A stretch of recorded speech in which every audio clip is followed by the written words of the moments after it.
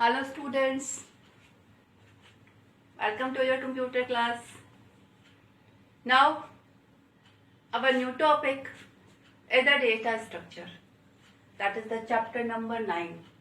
Chapter number 9 means we were on the chapter number 5. Chapter number 6 is called the recursion, which is not in your course.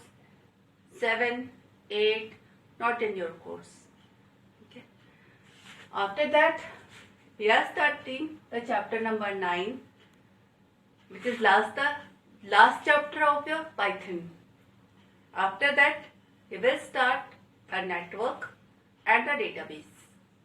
Means this is the last chapter of your Python 1, in which you will use the elements of the Python to make a data structure. Then what is the data structure? Data structure is the way of arranging the data.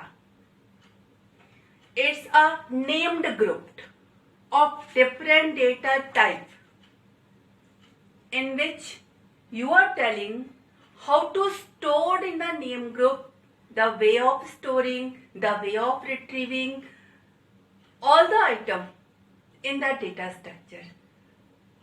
First, what is the data? What is the data? What is the data item? What is the data? Data is the raw one. It's a collection of some information. Means जैसे student का record है या सब marks पड़े हुए हैं, that is the data raw. Means जैसे आप ही की क्लास है कंप्यूटर के मार्क्स पड़े हुए हैं, तो मार्क्स है, that is the data. Data item is the smallest unit of the data.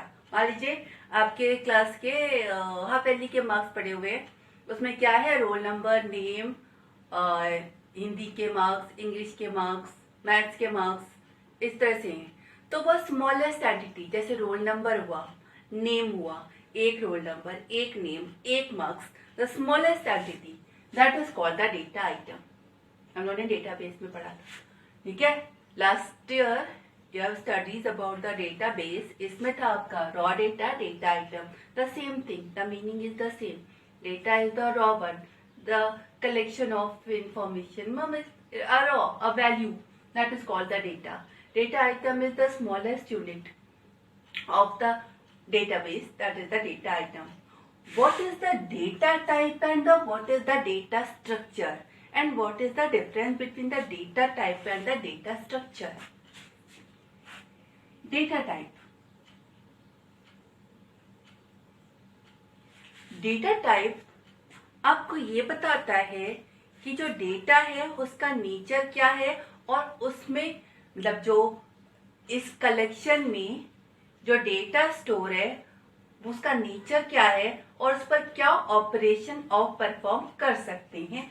Just example, if it is a integer, means the nature of the data is the number and you can perform all the arithmetic operation on that number. जैसे data का nature string है, तो ये आपको ये बताता है कि ये जो डेटा का nature is the collection of character and you cannot perform any multiply, any arithmetic operation. You can't add to a string, you can't multiply to a string. Means कोई अर्थमेटिक ऑपरेशन आप इस string पर नहीं perform कर सकते, जितने string operation है वो उस स्ट्रिंग पर आप कर सकते हो. That is tailed by the data type. Data का नेचर बताता है कि ये डेटा किस तरीके का है, किस टाइप का है, और इसमें आप क्या ऑपरेशन परफॉर्म कर सकते हैं. ठीक है. Data structure.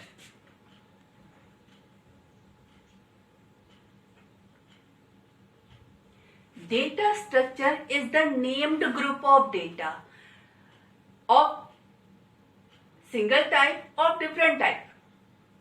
एक डेटा की ग्रुपिंग जिसमें आप ये भी बताते हैं कि कैसे स्टोर करना है डेटा, ये भी बताते हैं कैसे रिट्रीव करना है, मतलब क्या ये भी बताते हैं कि इस पर आप क्या क्या ऑपरेशन परफॉर्म कर सकते हैं. ये सारी की सारी चीजें अब data structure, the way of arranging the data, आपने उस वे ऑफ अरेंजिंग को एक नाम दिया।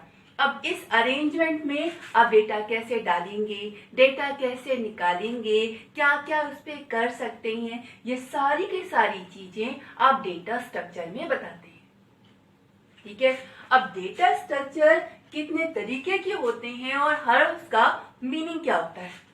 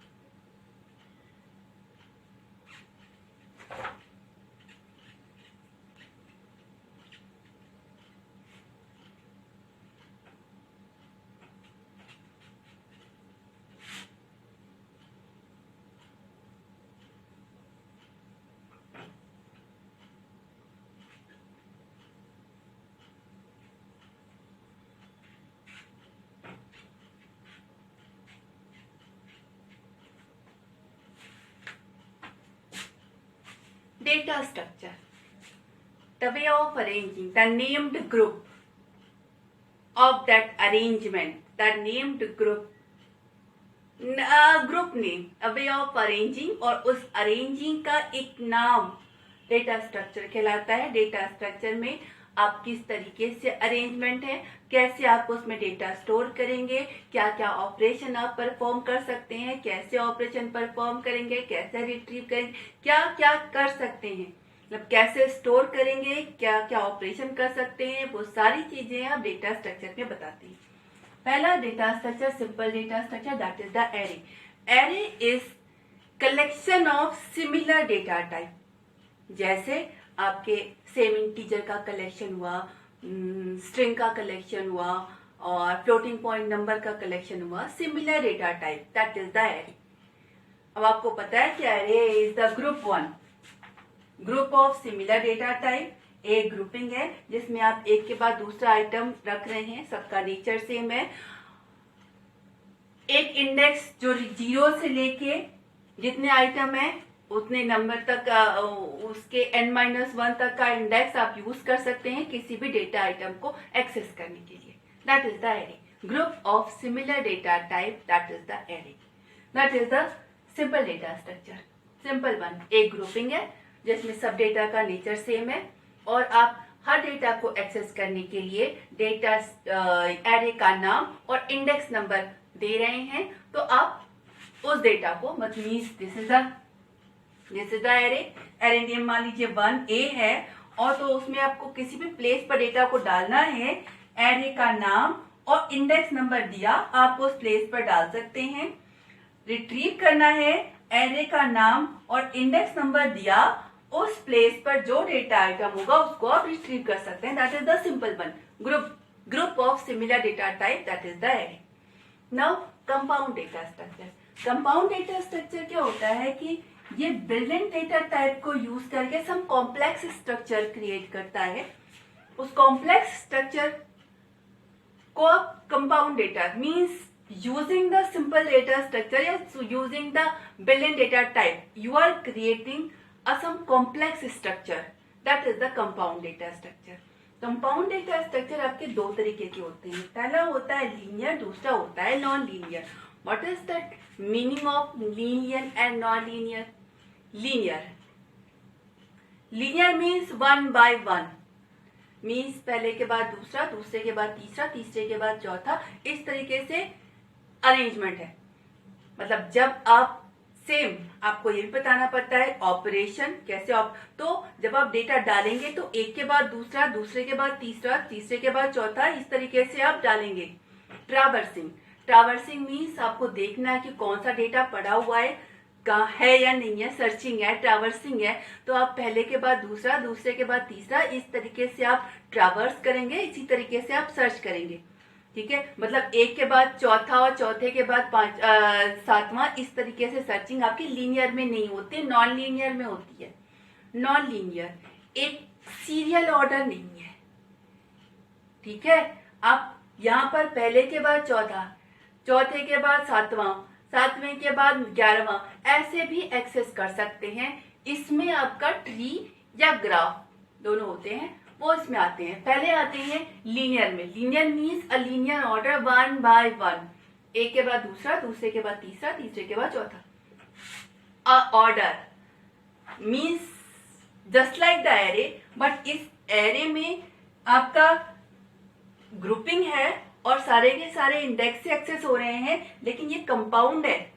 Just like the array, you will make this data structure using the list, और कैन से पाइथन में लिस्ट हमारी एरे ही होती है। ठीक है, तो using the list you will make the data structure, but the difference is the between the operation, कि आप डाल रहे हैं तो किस तरीके से डाल रहे हैं, निकाल रहे हैं तो किस तरीके से निकाल रहे हैं, वो आपने डिफाइन कर रखा है। एरे में ऐसा कुछ भी नहीं है। एरे में क्या है, आप चाहे तो यहाँ भी डाल सकते हैं, इंडेक्स नंबर दिया आप कहीं भी डाल सकते हैं, इंडेक्स नंबर यूज करके आप कहीं से भी निकाल सकते हैं, that is the simple one.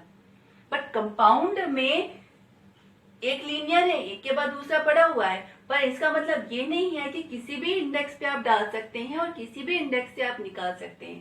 That is the compound one. इस डेटा स्ट्रक्चर में डिफाइन है कि आप कहाँ पर डालेंगे, कहाँ से निकालेंगे, क्या रिट्रीव होने पे मिलेगा और डालने पे क्या, बस सिंपल। अब इस लीनियर 1 by 1 में पहला आता है आपका स्टैक।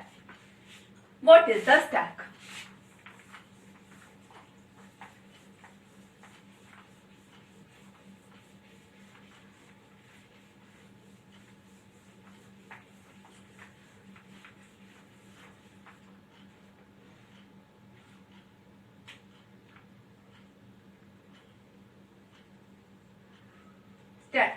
स्टैक क्या होता है? The basic meaning of the stack is last in first out. Last in first out. Just imagine a glass जिसमें आप कुछ डाल रहे हैं या ओके ग्लास आप डाल रहे हैं, पहला डाला यहाँ गया, दूसरा डाला यहाँ गया, और जिस समय आप निकालेंगे जो सबसे बाद में डाला था वो सबसे पहले निकलेगा।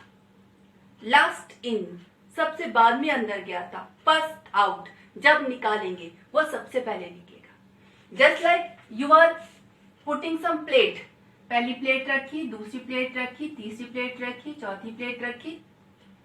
जब आप निकालेंगे सबसे पहले लास्ट वाली प्लेट निकलेगी, उसके बाद उससे पहले वाली, उसके बाद उससे पहले वाली, जो सबसे पहले रखी थी वो सबसे लास्ट में निकलेगी। लास्ट इन फर्स्ट आउट, जो सबसे लास्ट में डाला था जब निकालेंगे वो सबसे पहले निकलेगा। That is the stack. You are going to implement the stack. अब स्टैक अगर आप पाइथन में इम्प्लीमेंट करेंगे तो फिर what you are going to store the data, और डेटा की स्टोरिंग और डेटा की रिट्रीविंग में जो बेसिक चीज है, हम जब स्टोर करें, चाहे अब आप just imagine you are making the list. एक लिस्ट है, समझ लीजिए एक एरे जैसी लिस्ट है जिसको आप स्टैक की तरह यूज कर रहे हैं। तो स्टैक में आपको इस बात से मतलब नहीं होता कि किस इंडेक्स पे जा रहा है। ये आपके डेटा स्ट्रक्चर का काम होता है कि वो मेंटेन करे कि जब डाला जा रहा है तो वो किस नंबर पर डाला जा रहा है। स्टैक में बेसिक चीज यही है, आपको सिर्फ ये देखना होता है जो डालने वाला होता है वो सिर्फ डाल रहा है और निकालने पर उसे वैल्यू मिल जानी चाहिए जो सबसे लास्ट में मिली। अब स्ट्रक्चर आपको इम्प्लीमेंट करना है। स्ट्रक्चर आपको इम्प्लीमेंट करना है में आपको ये भी ध्यान रखना पड़ता है कि जो डेटा है वो प्रॉपरली स्टोर होता चले। अगर इंटीजर डाला है या स्ट्रिंग डाला है या कैरेक्टर डाला है, वो अगर आपकी स्टैक खाली है तो उसमें एक के बाद दूसरा, दूसरे के बाद तीसरा स्टोर होता चले। अब यहां पर if you are using a list, basically stack में in the Python there is no limitation of the list size. So list size की कोई लिमिट नहीं होती। तो स्टैक में आपको बेसिकली 2-4 चीजें मेंटेन करनी पड़ती है, that is overflow, empty, means अगर आपकी स्टैक में आपने कोई आइटम नहीं डाला है और आप निकाल रहे हैं तो आपको वो बताए कि स्टैक खाली है। मीन्स आपकी स्टैक में कोई आइटम नहीं पड़ा हुआ है, कुछ भी नहीं निकाला जा सकता। ये एक इम्प्लीमेंटेशन जो आपको इस डेटा स्ट्रक्चर को बनाते समय बनाना पड़ता है कि स्टैक इज एम्प्टी, क्योंकि निकालने वाले को इंडेक्स से मतलब नहीं होता, वो निकाल रहा है। अगर पड़ा हुआ है तो सबसे लास्ट वाला निकल आएगा, और अगर कुछ भी नहीं पड़ा हुआ है तो वो ये वाला मैसेज आए कि स्टैक खाली है। सेम ओवरफ्लो, आपके स्टैक की मान लीजिए आपने एक साइज डिफाइन कर रखी है कि इतने ही डेटा आइटम हम रखेंगे। अब मान लीजिए वो साइज आपने 10 डिफाइन कर रखी है, डालते गए 10 तक कंप्लीट, टेल 10 डाल चुके। अब अगर 11th वाला डाल रहे हैं तो आपको मैसेज आ जाए स्टैक ओवरफ्लो, मतलब स्टैक की जितनी साइज थी उतने आइटम आप रख चुके हैं, अब ये वाला नहीं रख सकते। तो स्टैक जब बनाते हैं लास्ट इन फर्स्ट आउट, जब आप डाल रहे हैं जो आप लास्ट में डालते हैं वो सबसे पहले निकलता है, ठीक है। उसमें आपको ये भी बनाना पड़ेगा कि ओवरफ्लो मतलब जो डाल रहा है, क्योंकि वो इंडेक्स तो नहीं दे रहा है ना, उसे क्या मालूम भरा हुआ है कि खाली है, वो आपको बनाना पड़ेगा कि जिसने डाला है अगर स्टैक भरी हुई है तो उसको मैसेज चला जाए कि स्टैक अभी आप नहीं डाल सकते। Same with the empty one, जो निकाल रहा है उसे भी नहीं पता, उसे भी इंडेक्स से कोई मतलब नहीं है, वो बस निकाल रहा है। ये भी आपको बताना पड़ेगा कि अगर स्टैक में कोई आइटम नहीं है तो ये मैसेज जाए कि stack is empty, means no item available in the stack. Now the next is the Q.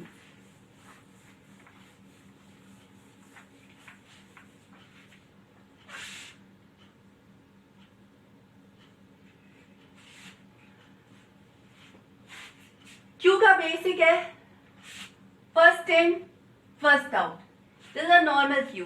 कहीं भी आप जाते हैं, जैसे सिनेमा हॉल की टिकट में गए या बस की टिकट लेने की लाइन में लगे, तो जो लाइन में सबसे आगे लगता है उसको टिकट सबसे पहले मिलता है, जो बाद उसके बाद लगता है उसको उसके बाद मिलता है, जो उसके बाद लगता है उसके बाद मिलता है। Same formula, first in first out, जो क्यू में सबसे पहले आया है उस पे वर्किंग सबसे पहले होगी, जो उसके बाद आया है उसके बाद उसके बाद होगी, जो उसके बाद आया है उसके बाद होगी। Same with this, just like this. अब क्यू में इस चीज को इंप्लीमेंट करने के लिए 2 पॉइंटर यूज करते हैं, एक होता है फ्रंट, एक होता है रियर। रियर से आप डालते हैं, जो आया है वो लास्ट में लगेगा, और फ्रंट यानी शुरुआत से आप निकालते हैं। किसी क्यू में आप जाते हैं तो सबसे लास्ट में ही तो लगते हैं, ठीक है। और जब उस क्यू में क्यू की हैंडल शुरू होते हैं, जो सबसे पहले लगा था उसको सबसे पहले हैंडल होता है। सेम विद दिस, जो आता है नया वाला वो लास्ट में ऐड होता जाएगा, ठीक है। और जब हैंडलिंग होगी, जब वर्किंग होगी इस पे, तो शुरुआत से होगी यानी फ्रंट से होगी। तो इस चीज को मेंटेन करने के लिए सेम आपका लिस्ट है, इसमें भी आपको वो जो डाल रहा है या जो निकाल रहा है उसे इंडेक्स से कोई मतलब नहीं है।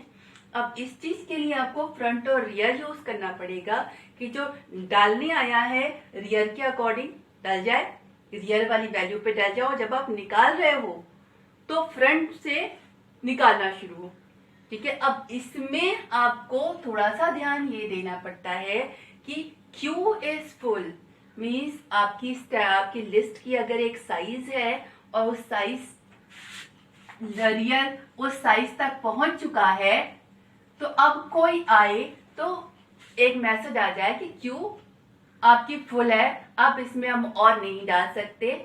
सेम विद द फ्रंट, अगर आपका फ्रंट बढ़ते बढ़ते बढ़ते निकालते निकालते रियर के पास पहुंच गया, now queue is empty, there is no item available to process, तो ये एम्प्टी फुल, डालना, निकालना, ये सारी चीजें आपको इस डेटा स्ट्रक्चर में बनानी पड़ती है। जस्ट लाइक द क्यू, मतलब जैसे आप एरे में हैंडल करते हैं, ये आइटम है, इस इंडेक्स पे जाए, वो वाली चीज नहीं है। आपको बस जब वो यूज करेगा वो सिर्फ डालने और निकालने वाली चीज यूज करेगा। अब ये आपकी जिम्मेदारी होती है कि वो किस इंडेक्स पे जा रहा है, और जगह है तभी जाए, और अगर निकल रहा है तो आइटम है तभी निकले। आइटम नहीं है, कोई निकालने की कोशिश कर रहा है तो आपको मैसेज चला जाए कि क्यू इज एम्प्टी। तो वो सारी चीजें इस डेटा स्ट्रक्चर में आपको इम्प्लीमेंट करनी पड़ेगी। Now the link list.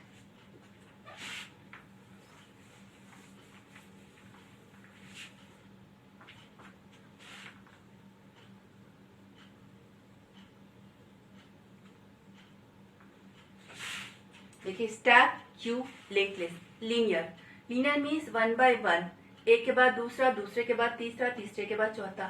Stack में भी यही था, जब आप पहला डाल रहे हैं उसके बाद दूसरा, उसके बाद तीसरा, उसके बाद चौथा। सेम विद द क्यू, पहला वाला आया है, उसके बाद दूसरा वाला आएगा, उसके बाद तीसरा वाला आएगा, उसके बाद चौथा वाला आएगा। Same with the link list. अंतर क्या होता है? Link list is the dynamic memory allocation. Dynamic memory allocation का मतलब होता है कि हमें, जैसे अगर हम स्टैटिक मेमोरी यूज करके क्यू या स्टैक बना रहे हैं तो मेमोरी की साइज पहले से डिफाइन है, 10 की साइज ली तो 10 की है, ठीक है। अब 10 की साइज खत्म हो गई तो हमारा ओवरफ्लो या फुल आने लगेगा। हम नहीं चाहते, हम चाहते हैं कि हम चाहे जितना चाहें उतना आइटम डाल पाए, एक के बाद दूसरा, दूसरे के बाद तीसरा, मगर चाहे जितना डाल नहीं पाए, यानी जो जितनी जरूरत है उतनी मेमोरी हम रन टाइम देंगे। तो इस रन टाइम मेमोरी वाली लिस्ट को बनाने के लिए हम लिंक लिस्ट यूज करते हैं। लिंक लिस्ट में बेसिकली दो चीजें, नोड होता है। इस बेसिक हम लोग डाल क्या रहे हैं, किसी भी डेटा स्ट्रक्चर में डेटा डाल रहे हैं, तो लिंक लिस्ट वाले नोड में दो पोर्शन होते हैं। एक पोर्शन होता है डेटा का, दूसरा पोर्शन होता है एड्रेस का। एड्रेस अगले वाले का, यानी आपको मान लीजिए कोई डेटा रखना है, आपने मेमोरी अलोकेट की, कहीं भी आपको मेमोरी मिली हो, उसमें आपको दो जगह मिलेंगी। एक जगह मिलेगी जिसमें आपने वो डेटा रखा, जो कुछ भी रखना है, नंबर रखना है, स्ट्रिंग रखना है, फ्लोट रखना है, वो रखा।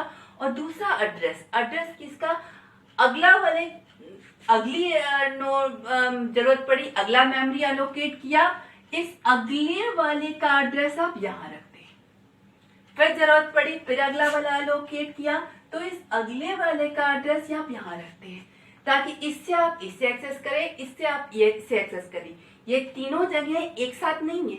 एक जगह मान लीजिए 1000 पे है, दूसरी जगह होता है 2500 पे है, तीसरी जगह होता है 7000 पे है, एक साथ नहीं है, ठीक है। लेकिन जब आप एक्सेस करेंगे तो आपको ऐसे ही लगेगा कि ये इसके बाद दूसरी है, इसके बाद तीसरी है।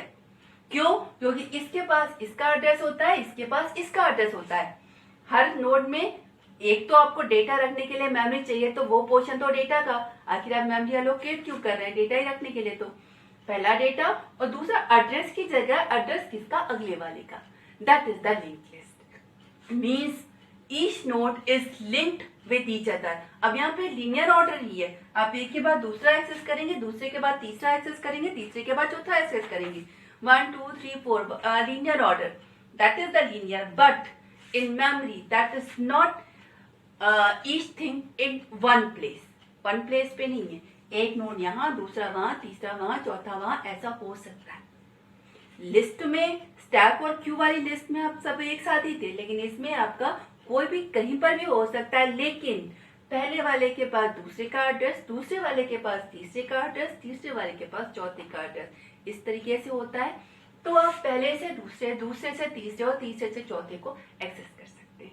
That is the link list. Now non linear, that is the tree.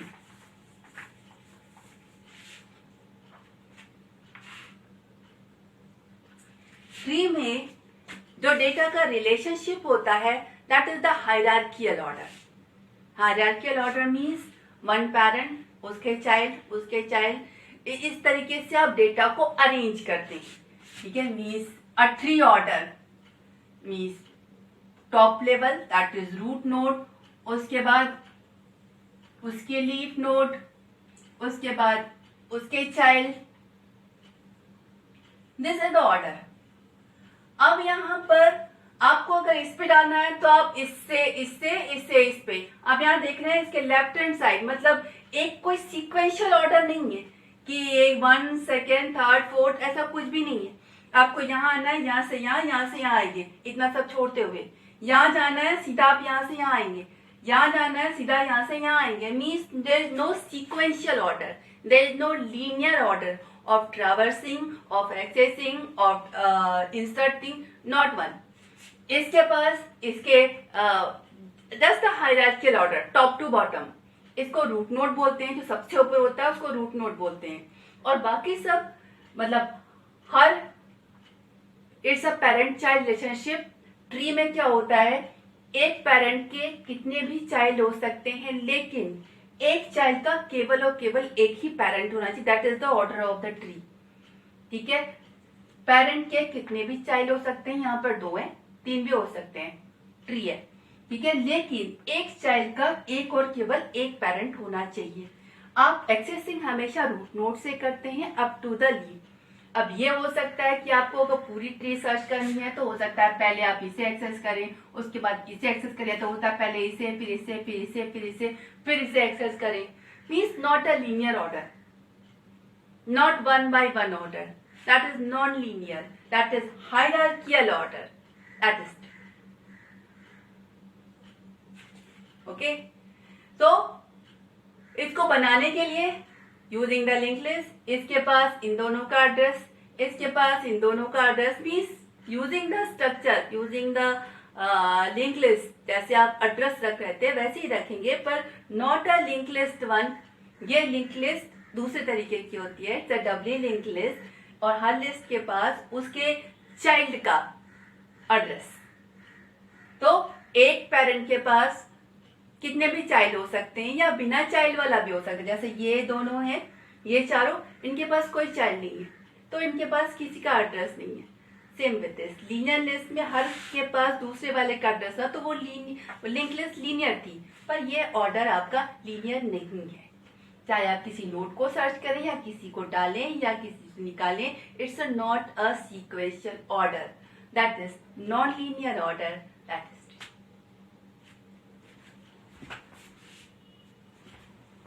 Okay. कल देखेंगे इसको कैसे बनाते हैं using the Python. Okay, thank you.